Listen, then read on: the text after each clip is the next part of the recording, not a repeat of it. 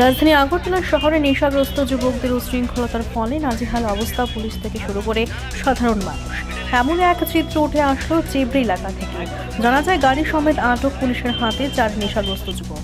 শুক্রবার দুপুরে খোয়াই থানার সামনে পুলিশের গাড়িকে দেখে দ্রুত গতিতে পালাতে গিয়ে গাড়িটি একটি দোকানের উপর উঠিয়ে দেয়, কিন্তু তাতেও পালিয়ে যাবার পথ পেল না।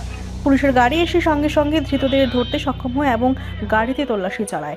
গাড়ি থেকে উদ্ধার হয় নেশা সামগ্রীর প্রচুর জিনিসপত্র। আমি তো এখানে আসলাম না, আমি খবর পাই ওখানে ফোন পাই আইছি। তারপরে এখন দেখলাম আমার তো দোকান পুরো একদম গাড়ি পুরো ভাঙচুর হয়ে গেছে একদম।